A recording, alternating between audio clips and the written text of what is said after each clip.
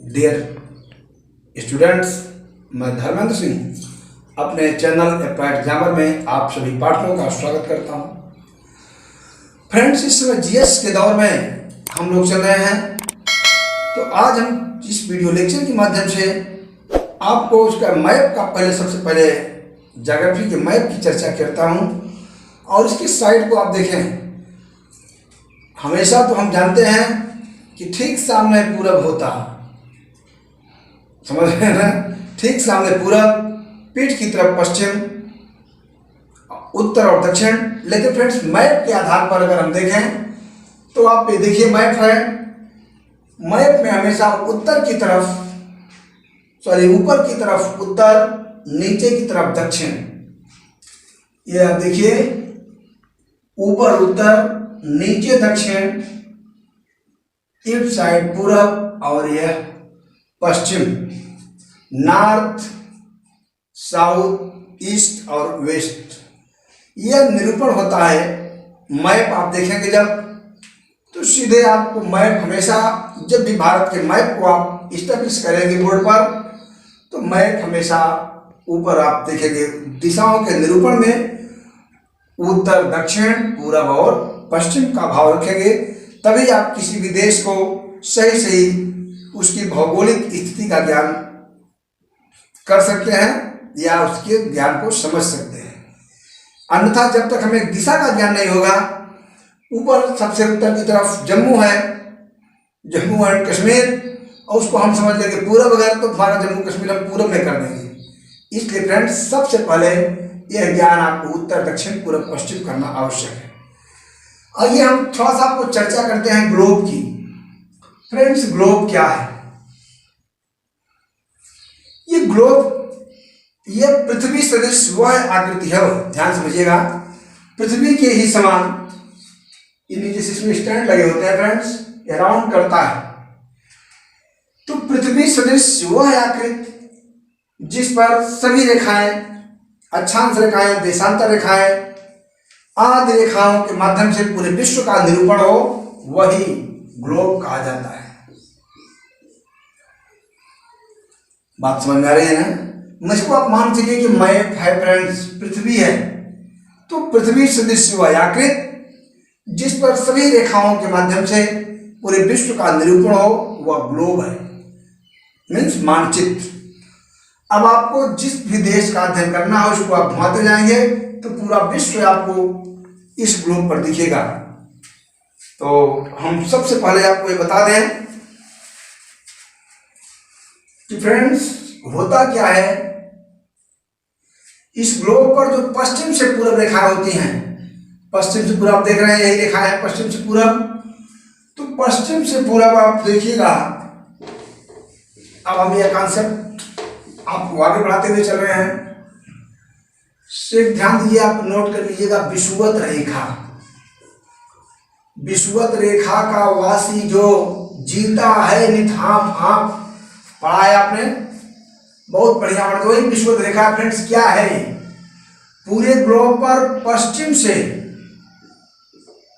पूरब की ओर, ध्यान दीजिए, पश्चिम से पूर्व की ओर खींची जाने वाली वह रेखाएं जो पूरे ग्लोब को दो बराबर भागों में बांट दे, वह है विषुवत रेखा। इसी का नाम फ्रेंड्स, इसको हम कह सकते हैं जीरो अंश रेखा भी। जीरो अंश रेखा के नाम से भी यह रेखा जानी जाती है, और इसी का नाम भूमध्य रेखा भी है। भूमध्य रेखा यह पृथ्वी के बीचों बीच चलने वाली रेखा है, इसका नाम यह भूमध्य, पृथ्वी के बीचों बीच जो जाती है तो विषुवत रेखा कहलाती है। इसको हम विषुवत रेखा, जीरो अंश रेखा और भूमध्य रेखा के नाम से भी जानते हैं। और इनको जो है ध्यान दीजिएगा, आप इन रेखाओं को चाहे विषुवत रेखा कहें, जीरो अंश रेखा या भूमध्य रेखा को पैमाने के आधार पर सबसे पहली बार इसको आप ध्यान दीजिएगा, इरेटोस्थनीज नामक भूगोलवेत्ता ने पैमाने समीकरण के आधार पर इसको सबसे पहले स्थापित किया है। साथ ही साथ फ्रेंड्स, एक चीज और ध्यान दीजिएगा, ये विषुवत रेखा को हमेशा एक ऐसी नदी है, मैं आपको बता रहा हूं, जो उस नदी का नाम है जायरे व कागो। क्या नाम है? जायरे और कागो। ये दो नदियां अलग अलग हैं। ध्यान दीजिएगा, इन दोनों नदियों को ये नदियां दो बार बांटती हैं, दो बार इसको काट के आगे बढ़ती हैं। माने जायरे और कागो ऐसी नदियां हैं जो इस भूमध्य रेखा को या विषुवत रेखा को या जीरो अंश रेखा को दो बार काटती हैं, दो बार काटती हैं। वो प्रश्न आता है, वह कौन सी नदी है जो विषुवत रेखा को दो बार काटती है? तो आप उत्तर होगा जायरे व कागो। ये दोनों नदियां विषुवत रेखा को दो बार जो है कट की हुई हैं, दो बार वहां कढ़ाई है। ध्यान दीजिएगा। और फ्रेंड्स, हम आपको थोड़ा सा चर्चा करेंगे विषुवत रेखा के बाद, कर्क रेखा की बात करते हैं। कौन सी रेखा? कर्क रेखा। तो आप जान लें पहले कर्क रेखा है क्या चीज। कर्क रेखा यह क्या है, मैं आपको संक्षिप्त दे रहा हूं। एक माही नदी है, माही नदी। यह है कहाँ जानते हैं? गुजरात में। इसका स्थान है गुजरात। तो ये माही नदी इस कर्क रेखा को दो बार भी काटती है। कर्क रेखा को माही नदी दो बार काटती है। ध्यान दीजिएगा। मीन्स माही नदी कर्क रेखा को दो बार काटती है और विषुवत रेखा को जायरे व कागो नदियां दो बार काटती हैं। अब प्रश्न फ्रेंड्स उठता है, कर्क रेखा है क्या चीज? तो आप इसकी परिभाषा समझ लीजिए, है क्या ये कर्क रेखा? नोट कीजिए, विषुवत रेखा के ठीक ऊपर खींची जाने वाली उत्तरी गोलार्ध में काल्पनिक रेखाओं को ही कर्क रेखा कहा जाता है। नोट कीजिए फिर से, विषुवत रेखा के ठीक ऊपर खींची जाने वाली उत्तरी गोलार्ध में वे समस्त रेखाएं जो काल्पनिक होती हैं कर्क रेखाएं कही जाती हैं। और कर्क रेखा को माही नदी दो बार काटती है। इसी में कर्क रेखा के बाद आता है फ्रेंड्स मकर रेखा। आप ध्यान दीजिएगा, मकर रेखा है। मकर रेखा विषुवत रेखा के ठीक नीचे, यह कहाँ होती है? विषुवत रेखा के ठीक नीचे, विषुवत रेखा के ठीक नीचे यह कर्क रेखा होती है दक्षिणी गोलार्ध में। विषुवत रेखा के ठीक नीचे कहाँ होगी? ध्यान दीजिएगा, दक्षिणी गोलार्ध में। तो दक्षिणी गोलार्ध में होती है। और मकर रेखा ये भी एक नदी है, लिम्पोपो। लिम्पोपो, ध्यान दीजिएगा, यह नदी है लिम्पोपो नदी।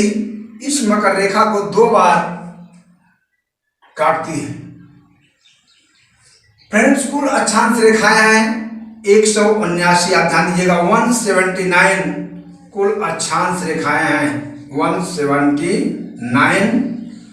और अक्षांशों की संख्या है 181, 181। समझिएगा, भौगोलिक भाषा में अक्षांशों को मेखला कहा जाता है। ये जो अक्षांश नाम ने दिया, भूगोल की भाषा में इनका नाम, इन्हें मेखला के नाम से भी जाना जाता है। कभी कभी प्रश्न आ जाता है, ध्यान दीजिएगा, कभी कभी फ्रेंड्स प्रश्न आता है कि भूगोल की भाषा में मेखला क्या कहा जाती है? मेखला क्या है? अक्षांश रेखाएं। अक्षांश कर्क रेखा का नाम, मकर रेखा का नाम, तो मेखला किसका नाम है? अक्षांश का। कभी अगर प्रश्न आ जाए कि लिम्पोपो नदी निम्न में से किस रेखा को दो बार काटती है? कर्क रेखा, भूमध्य रेखा, विषुवत रेखा और मकर रेखा को। तो आप देख रहे हैं मकर रेखा को लिम्पोपो नदी दो बार काटती है।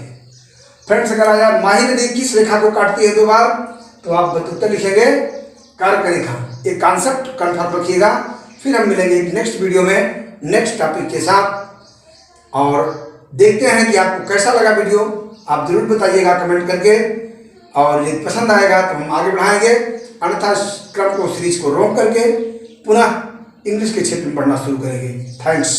तब तक के लिए हम लेते हैं आपसे अलविदा, इस शुभकामना और उम्मीद के साथ कि आपको पसंद आने पर आप जरूर कमेंट करके बताएंगे। यदि पसंद आएगी तो हम इस सीरीज को आगे बढ़ाएंगे, अन्यथा इसे ब्रेक करके फ्रेंड्स पुनः अपने इंग्लिश चैनल की ओर बढ़ेंगे। धन्यवाद।